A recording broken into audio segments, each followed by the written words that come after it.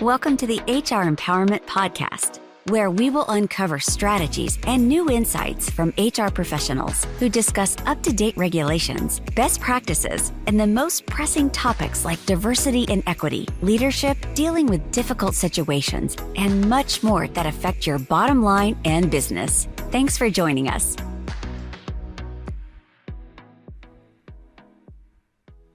Hey everybody, welcome back. Wendy Sellers here, the HR lady, and JC. Hi, Wendy. Hey, everyone out there. Hey, we're talking about 5 hot HR topics for 2023. So how are you going to prepare for it? And for some of you, you may have to, shift things, maybe quarter 2 and say, I wasn't prepared for this. And now that I'm listening to this podcast, I've got to, finish up my projects for quarter 1 and then really focus on a topic such as DEI, which we're about to talk about in quarter 2 and beyond. Employees are demanding a diverse, equitable, and inclusive workplace. What is they that? They may not be saying those words. Thank you for asking.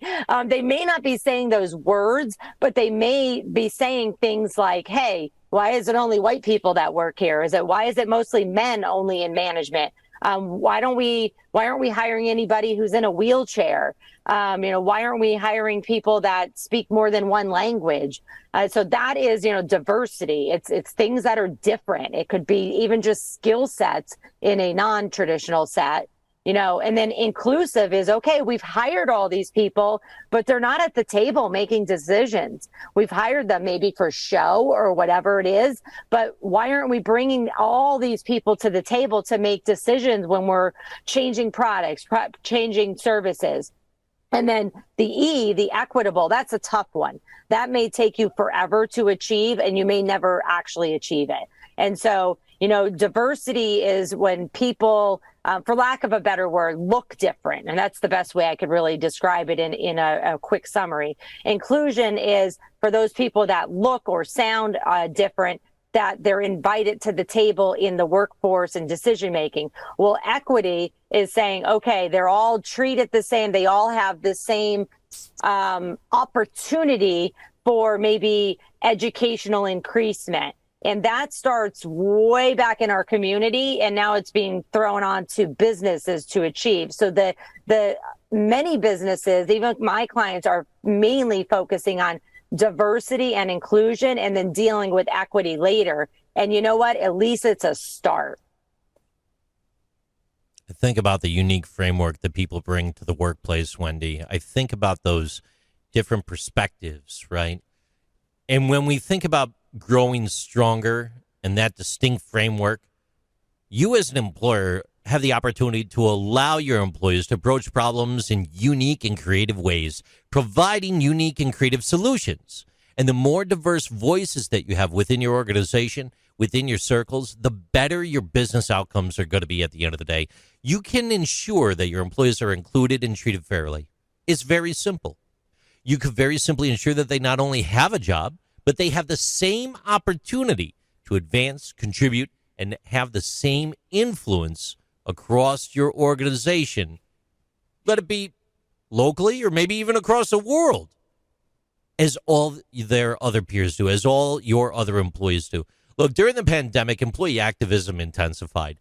Workers were they expect employers to provide safe spaces, to have a diverse team, to be normal in a way. And as we all know, from the result of the death of George Floyd and the rise of Black Lives Matter movement, people ultimately now want inclusivity, not just representation, so that all team members feel included and can bring their whole selves to work. And people, they also want to see greater income and opportunity across the board. As companies promote hybrid options, keeping the issue of equality in the spotlight, because many people are concerned that in-office workers are going to wind up getting more attention than those who are remote, is really, really key. Leaders have the opportunity to set the tone, and it's through good training and good discussions like this with Wendy Sellers, the HR lady, to help keep you framed the right way. Yeah, These are some real life conversations. And I know the topic of DEI or just diversity and inclusion often scares people because we really do then have to look at our demographics in the workplace and on all levels of the org chart. And we have to grab that mirror and say, wow, we're missing the boat here. We need to stop making excuses. The excuses that I've heard is, well, they're the people that applied for the job. That's who lives in our community. Well, when we are having more and more remote options, then hire outside of your community. Or even if you're not remote, hire outside of your community and help people relocate to your community. It's as easy as that. It's expensive too, but it is easy as that. If we keep hiring the same type of people, with the same look, for better word, then we're just going to keep getting the same results. And what's the definition of insanity? Being a Bills fan? No, I don't know. Doing the same thing over and over. Right. Doing the same thing over and over again and expecting different results is the definition of insanity. We have to make changes in our organization. Our employees are demanding it, especially the younger employees. And, I don't want you to walk away from this saying, oh, young people want us to change, because guess what? All ages want us to change.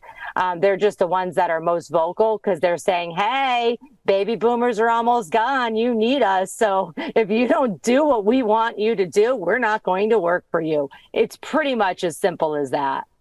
Inequity pervades all aspects of your business. It necessitates vigilance and prompt action, and HR has to do the hard work to understand how you can go above and beyond to create equitable organizations for everyone.